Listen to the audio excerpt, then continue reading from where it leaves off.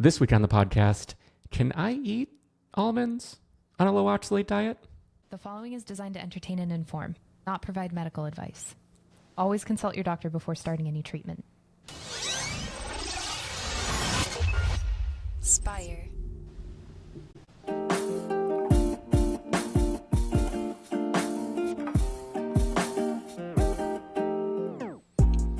Welcome back to the Kidney Stone Diet Podcast, the show about reducing your kidney stone risk and living your best life. I'm your host and fellow student, Jeff Saris. And I'm little old Jill Harris, your kidney stone prevention nurse. Nurse. Nurse. I don't know how you said that last time. Little old Jill. I'm little, I'm old, I'm Jill. You are so tiny, it's funny because, when we take a photo next to it, I don't feel tall. It's hilarious. Because I'm inside my own eyes. Yeah. So I feel like I'm the same height as everyone. And then when we're next to each other and it's, are you 5'1"? Is that what it is? I'm 5'2". 5'2", and then I'm 6'4", so it's always just, It's I don't know. hilarious. It's fun. And it's funny because I feel so big. I feel like a big person. I just do because I have a big personality, right? So I'm like, oh my God, I'm the tiniest little thing I've ever seen. You know, when people meet me in person, they're like, oh my God, you're so tiny. It's that big mouth. It's misleading, you know? Well, yeah, you have that energy. I love it because I'm sort of the opposite. Like when we're talking about the stuff, like the things that are like in my lane, I'm much more outgoing and stuff, but generally I'm just sort of like I'm the quiet guy, sort of off to the side. So it's funny how the sizes they're inversely proportional to our sort of maybe boisterousness, maybe, I don't know. Listen, you are the calm to my storm. People always comment, like in the Facebook group. We have a Facebook group called Kidney Stone Diet with Jill Harris, and go there. There's like 20,000 people on it. It's a great group. It's a closed group, so all your things are private as Facebook is. But it's a closed group. And people are always like, oh, well, first of all, everybody loves you and your hair. Oh. So I'm just telling you. Did you see that thing I sent you an email? I'm not sure. Was it just today? So I sent it yesterday. Okay, yeah, I'll have to look. Yeah. So people are like, oh, thank God for Jeff because you're a bit much, Jill. Thank God he calms you down. I'm like, he is the yin to my yang. We are a perfect duo, aren't we? I really think so. Duo. I think it's a great balance. I love it. Balance. So I'm glad other people enjoy it too because, I don't know. I feel like it speaks to both of us. We have a good time on here, and yeah, I think that's nice. It's always nice because you don't know, unless someone comments, unless someone says something, we don't know how it's received. There's people watching, people listening, but we appreciate all the comments. Comments on a video, the social media posts, comments in the Facebook group, that all really means a lot. So thank you to everyone. It does, because sometimes we just feel like we're just talking to the air. I mean, unless you get comments and feedback, you don't know how people are receiving this. I know that we do get a couple comments that go, Jill is barking along too much. Just get to the topic. Well, folks, that's what the fast forward button is for. If you'd like to use that, feel free. But, Jeff and I also like building community and talking about sometimes our personal life or whatever, and that's going to be part of the show. I know, though, it can be annoying. There's sometimes when I'm watching a YouTube show and I'm like, get to the point. So I get it, but I just fast forward. You don't have to write a sad comment. They always make me sad. I'm like, oh, okay. Oh. Whatever. It's social media. Can't get that crazy about it. Yeah, it's okay. It really doesn't bother me, honestly. Yeah. Okay, good. Yeah. No, it doesn't. Yeah. No. I always make a remark like, oh, just fast forward, Totally fine. Not a problem. Yeah, and most of the episodes moving forward, too, we have chapter markers. So you can actually just click to the first major topic marker. I guess podcasting, a little different, not as simple, but YouTube, you can just click through and jump right past the intro. The chit-chat. Yeah. But also people are like, what people ask me a lot? Do you guys really get along? No, we hate each other. We just do this. Of course. We love each other. That's funny. I mean, so people do ask that? That's really funny. Really get along. And I'm like, yes. And I'm like, Jeff is as nice as he is on camera. He's like that in real life. I think that everything that we are on camera, we are in real life. 100%. You know what I mean? It is what it is. That's one of the reasons we work for ourselves. It's one of the reasons we work with each other, is because we are who we are, and we ain't changing it for nobody. So if you don't like Exactly. it, you don't like it, right? I mean, Mm-hmm. I think that's really important. If you're able to have a work life where it's Jeff, Amara pops in here and there, and then Dave. So, and we just feel so grateful that we love each other. Mm-hmm. It's so helpful when you're working with people and building something that you really care for one another. And it's pretty amazing. I just think we're so lucky. Don't For you? sure. It's such an important thing and so difficult. I mean, you think about finding just like a romantic partner. That is not Yes. easy. This Yes. is as close to that as you can get. 100%. But then when money's involved, it's almost even Yes. more at risk. Like, not Yes. to diminish anything, but it's like you have to find the right people. And people have Yes. asked because, like, I've worked with Dave forever. Like, it's Yes. been 15 years now. Like, we've Yep. worked together for so long. And Yes. people ask, how do you find great partners? And I'm like, there isn't an answer. Like, you just have to, like, you have to just sort of reflect and be like, do I vibe with this person? Is this, if there's an opportunity, a shared opportunity, is this something we actually pursue, or is this going to tarnish the friendship that we have? Yes. And Yeah. it's a tough spot. And also, Jeff, trust. Like when you're an Exactly. entrepreneur and you own your own business, to try to find like-minded people that you trust, that everyone does their own thing and then comes together for a greater cause, and all the pieces fit together. I mean, it is insanely rare. It Oh really yeah. is. And as an entrepreneur, you know that. If you guys Mhm. are working for a company, you may not realize that, but it's like there's not a Match.com or a Hinge for business partners. So it's so hard. And we're just so grateful we get to work together. And we do. We love each other too. So it's amazing. We're Absolutely. lucky. We're very It, lucky. you know where my brain goes. Where? There's not a Match.com for entrepreneurs. I'm like, Oh, I know. You're going to think immediately it's I'm like, something. yeah, immediately I'm just like, ooh, swiping right on people and then starting a conversation for business related. That's actually really interesting. So Isn't it I might really be interesting? thinking on that for a little bit. It would be, it's like Fiverr, but more specific, right? That you want Hmm. to, instead of just getting a third party or whatever, you want a partner. No, for real. Yeah, that's interesting. I'll be Mm-hmm. thinking on that for sure. No, I But know you will. I know yeah. you will. You'll be But cooking up something. Yep. uh-huh. So we should dive into this week's All episode. right, So go we are ahead. talking People all are about fast forwarding almonds. as we speak. Yeah, yeah. Welcome back, everyone who just jumped forward. But yeah, so today the question is: can I eat almonds on a low oxalate diet, on the kidney stone diet? Is it possible to eat almonds? Okay, almonds, almonds, almonds. So in kidney stone diet land, people that know us know that we take away two foods: almonds and spinach. Now you may say, look, Jill, there's other foods that are even higher, like rutabaga, miso soup. Or rhubarb? Oh, thank you, Jeff. God bless It's you. okay. Rhubarb, right? Rhubarb. But most people are not overeating rhubarb every day. Most people are not overeating miso soup. So the reason we'd say, you know what, eat all foods within moderation, but almonds and spinach, just take them away. Almonds for 1 ounce, which is about 22 kernels, is 122 milligrams of oxalate. The oxalate goals for the kidney stone diet is to keep them under 100 a day. So, the problem is 22. So somebody might say, well, Jill, here's the problem. Nobody is saying, hey, honey, do me a favor. Go get me 2 almonds. That's it. We'll put on Netflix and we'll have 2 almonds apiece. No one's doing that. Nuts are something you just boom, boom, boom, boom. And if you're on Spotify or, listening to this, I'm just shoving almonds in my face. That's what people do. So they overate almonds. Diabetics, they were told, have almonds as a snack. They took that to a whole new level. Almonds, almonds, almonds. Jill, I went to Costco.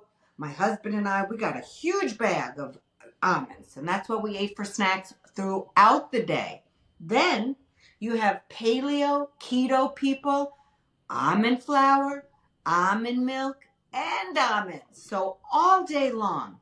Not just the almonds, the nuts, but the almond flour and the almond milk all day long, along with not getting enough calcium. And you could say, well, The almond milk has calcium, but y'all are eating so much almond products that calcium wasn't helping. You were way overboard with the almonds, way over your oxalate needs. And before you got a kidney stone, you didn't know anything about the salt part. So most of you were eating salty almonds, and your salt was too high, especially on paleo and keto, because when we take all that sugar out of products, which paleo and keto are watching all their added sugar, all their sugar in general, they stuff a whole bunch of salt in those products. Because once you take away added sugar and added salt from products, it tastes like notebook paper. So nobody wants it. So when you take away one thing like added sugar or sugar, you're going to stuff it with salt. So people are like, at least I got salt in this. So if you're doing keto and paleo,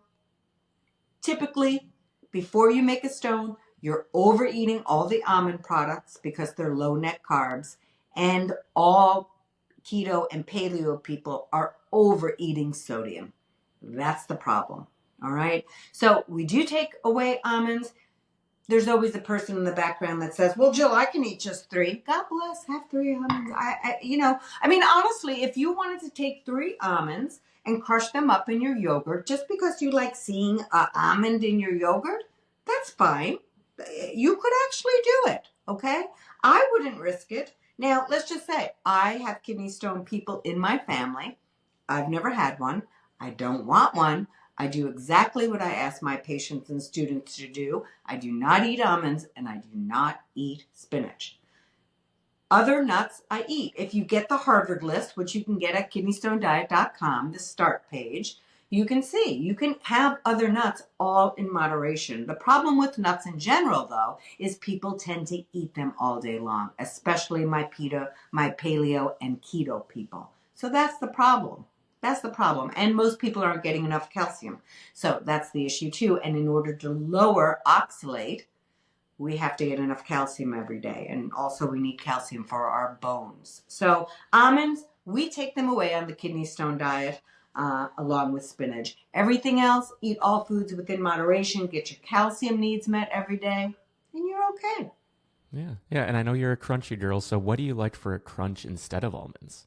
Yeah, so I will eat. So this is what I do every week. Every week I get unsalted pistachios and unsalted pecans.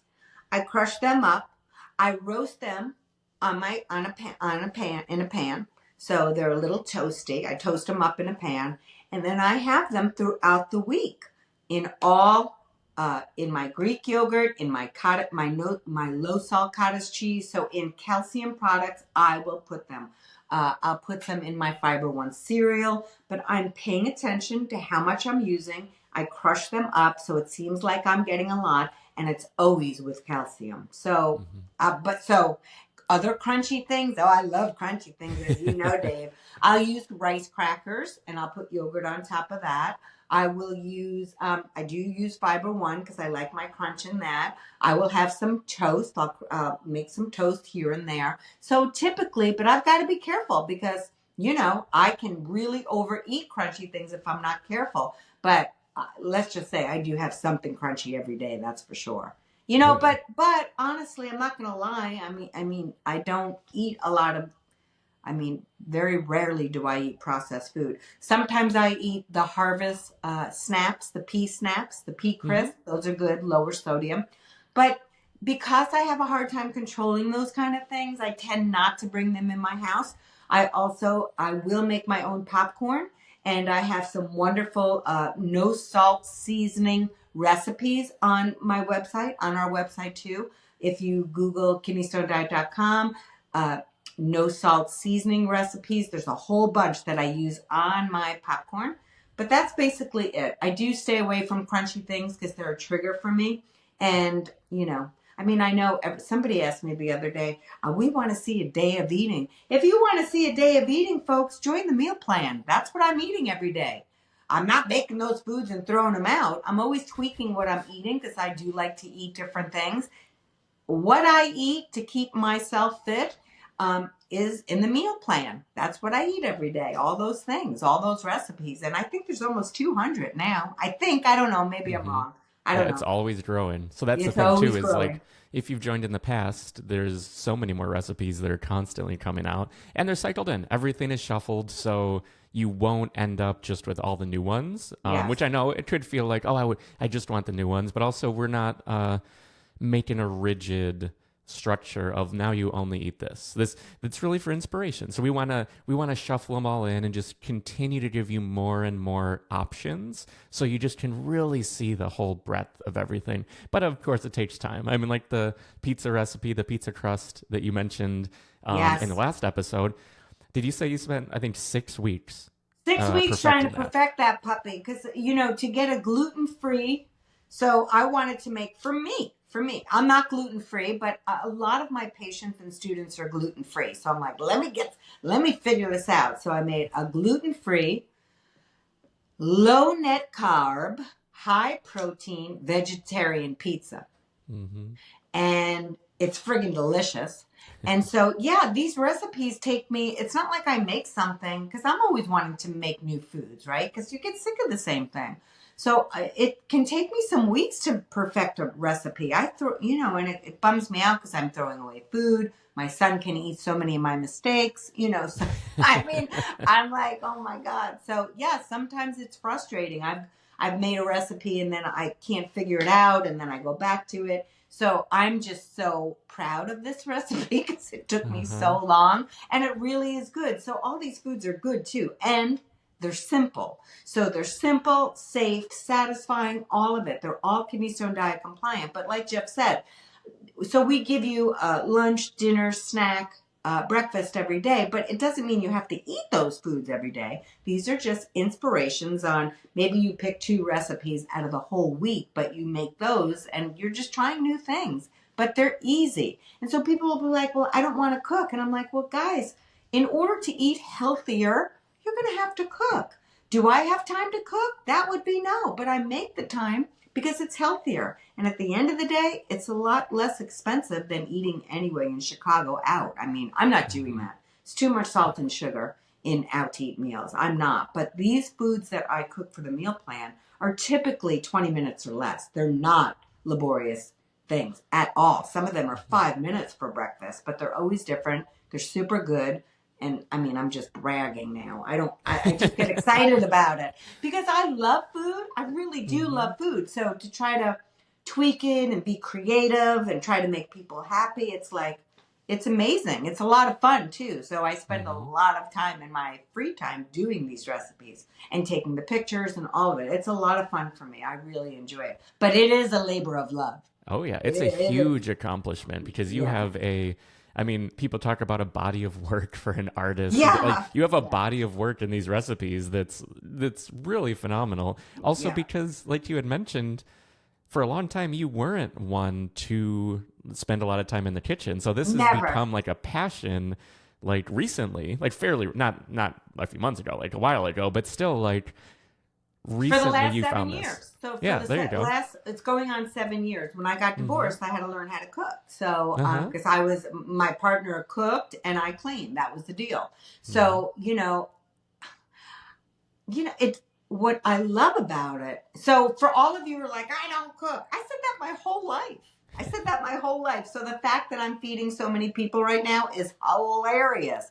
But it's also really interesting, right? Because we always say the things we say to ourselves, I'm not this, I don't do this, I'm not this. So what we tell ourselves is the character we become. So I was just somebody that didn't cook.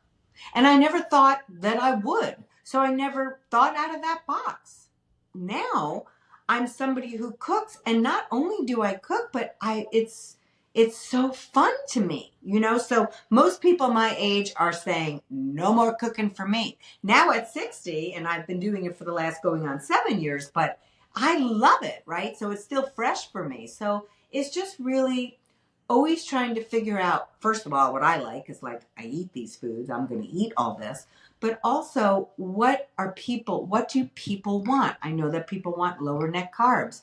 I know in order to fit into the kidney stone diet, it has to be lower added sugar. I have to play around with the salt. It can't be this, it can't be that. So I have to use a lot of fresh herbs. I got to pay attention to costly food items because the food is expensive right now in 2024. My grocery bill is crazy, you know?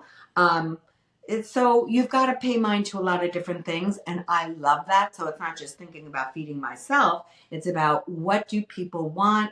And maybe it's something that I don't normally eat, but I'm going to try to make it for them. Like, I'm not gluten-free, but I know my patients are. So I'm like, let me try to get a gluten-free crust for my people. Let me try. And I was so excited that I got that, right? So it's just, I don't know. I know it sounds kind of crazy, but yeah, it's just really fun to try to do nice things for other people and think about other people in cooking and what may work for them. And the number one thing is keeping the time short, right? Because nobody wants to be in a kitchen for an hour. Nobody. I don't either.